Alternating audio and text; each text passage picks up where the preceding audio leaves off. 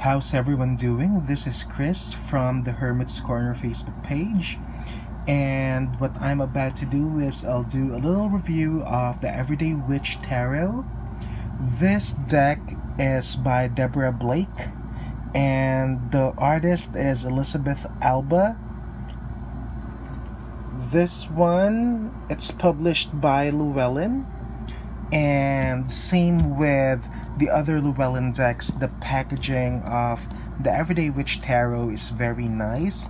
It comes with a magnetic clasp that seals in the box and will protect the book and the deck. Now here's the back side of the deck. Let me read what's written on it. It says here, favorable fortunes for curious witches. A fun, practical, easy-to-use tarot kit for every witch.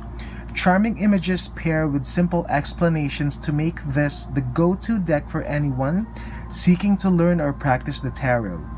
Based on the classic Rider-Waite deck, but updated for the busy modern witch, this tarot has a whimsical air while still being dedicated to the serious job of providing answers to life's tough questions. Author Deborah Blake brings her friendly, approachable style to a tarot experience that's focused on to the positives.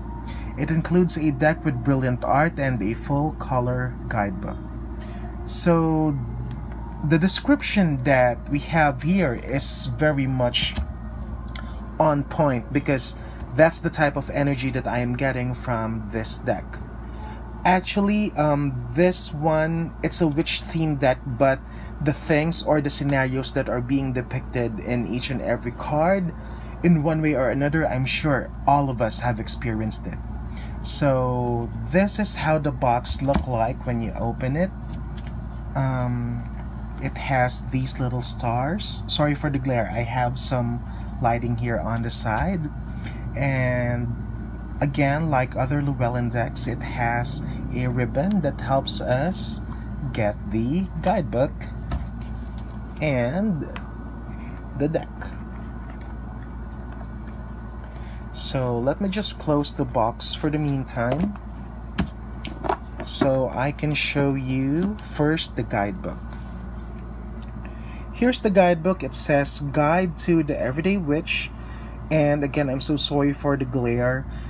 The texture and the finish of the guidebook is glossy, and I always put some plastic cover to all of my books to prevent it from being damaged if in case I spill something on it or I drop a bit of water on it. So, like what's mentioned in the description, this is in full color. We have a total of approximately 252 pages, and again, it's in full color. You have a page worth of information. And what I like here is the quote on each and every card that we have on this side of the page. Like for example, for the Three of Pentacles, it says here, working together we can create something wonderful. So it's all about collaboration and working harmoniously. The size of the print of the cards here are generally the same as that of the actual card. So if in case you are into writing your tarot journal and really studying the guidebook that is included in your deck, this is a good way to study it because you don't need to go through the cards one by one. You can see the actual image here, and then you can just correlate whatever it is that you're seeing with the descriptions and the definitions that we have on the other side. So I'll keep this book for the meantime. I'll just put it here, and I'm gonna show the cards of each and every deck. I'll start with the Major Arcana, and by the way, this is arranged in order for the purpose of filming this video, but I've been playing with this deck for quite some time now. I did a deck interview and I did some sample readings for myself and for my friends, and yeah, all I can say is It might look whimsical, but it gives an honest answer to each and every question that I throw at it. So again, this is the Fool. I'll start with the Major Arcana. Oh, by the way, this is the back of the card. It's non-reversible. The thickness of the cardstock is okay, typical Llewellyn. It's a bit on the thinner side, but it looks durable. It has enough flexibility to withstand those people who riffle shuffle. And the ink quality and the smell of the ink is very nice. I love it, by the way. So this is the Magician. We have here the High Priestess, the Empress, the Emperor. Here's one of the things that I like. It gives a modern take to the typical definition or the generic meanings of the cards. Like, for example, for the Hierophant. Who would imagine a Hierophant being depicted as a yoga teacher with students? We have here the Lovers and the Chariot with this 1940s, 1950s vintage motorcycle. Strength. We have the Hermit. Look at how calm and peaceful the scenery is. We have the Wheel of Fortune. Reminds me of some television shows that my grandmother and I used to watch when I was a kid. We have Justice. And look at the cats. We have the Hanged Man. Apparently he is suspended on a broom and not on a branch of a tree. Look at this Death card.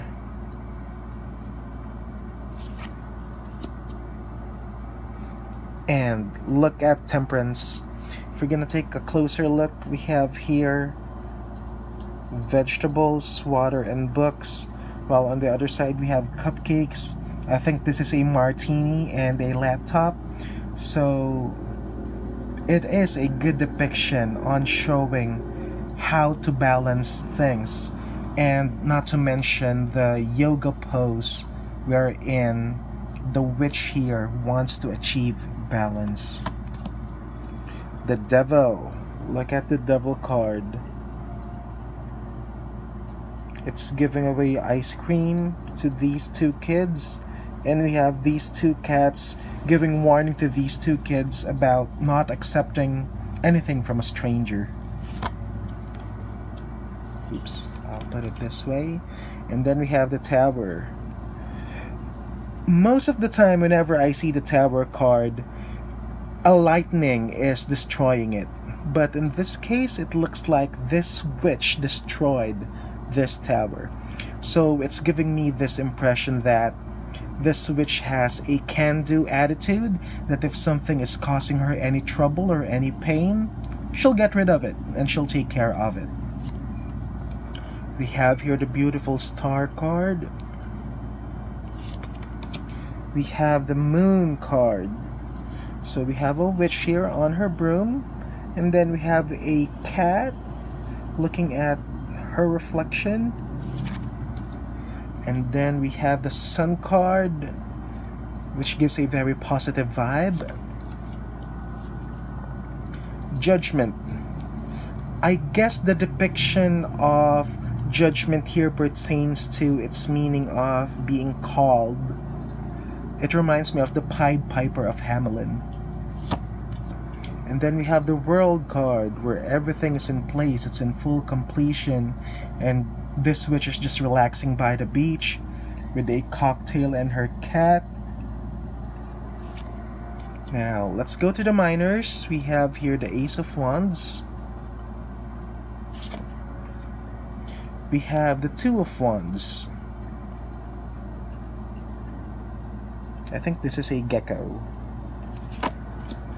And we have the Three of Wands. We also have the Four of Wands, which gives this very celebratory vibe, which includes the cats. They're also celebrating. And we also have the Five of Wands. I think they're arguing as to which ingredient they are going to include in the potion that they're brewing. We have the Six of Wands. Look at how this witch is giving away roses and flowers, and I think some wands as well. It's part of her flower bouquet. We have the Seven of Wands. Where's this witch and her cat battling against other people who are holding their own wands. We have the Eight of Wands. Instead of just the 8 sticks or the 8 wands flying through the air, it's a very good depiction wherein they included a tornado to showcase the fast-paced movement that the Eight of Wands wants to tell us. We have the Nine of Wands. And of course the Ten of Wands. She's carrying a lot of brooms, handling a lot of things at the same time. We'll go to the suit of, we're in the court cards for the wand suit. We have the Page of Wands. We have a Knight of Wands. Look at that mission. He's armed with a wand and he is set to take on a dragon. We have the Queen of Wands and the King of Wands. Looks like he's a very good war tactician. We'll go to the suit of swords. We have here the Ace of Swords that gives us this airy element with the birds and with the sword up here in the air. We have the Two of Swords with the Athenes and the witch is trying to hit the bullseye. Nice depiction of the Three of Swords. And we have the Four of Swords. We have the Five of Swords. The Six of Swords. And the Seven of Swords. This person stole 7 daggers. We have the Eight of Swords. I really like this card because it gives us this impression that she is trapped with the swords all around her, but it shows that she also has her tools that will allow her to move out and get out of the things that are trapping her. Very empowering. We have the Nine of Swords, and look at that kitty cat trying to calm her down. We have the Ten of Swords. I say this is a card that gives me the meaning of resilience. She's literally dying, but she's still trying to get her broom and still trying to get away from the situation, which is good. We have the Page of Swords, the Knight of Swords, Queen of Swords. Look at that facial expression. And the King of Swords. And we'll go now to the suit of cups governed by the element of water. We have the Ace of Cups, the Two of Cups sitting on a director's chair, the Three of Cups, the Four of Cups, the Five of Cups, the Six of Cups. Look at the options being presented to her in the Seven of Cups. The Eight of Cups, the Nine of Cups, the Ten of Cups. And look at how artistic the Page of Cups is. The Knight of Cups, the Queen of Cups, and the King of Cups.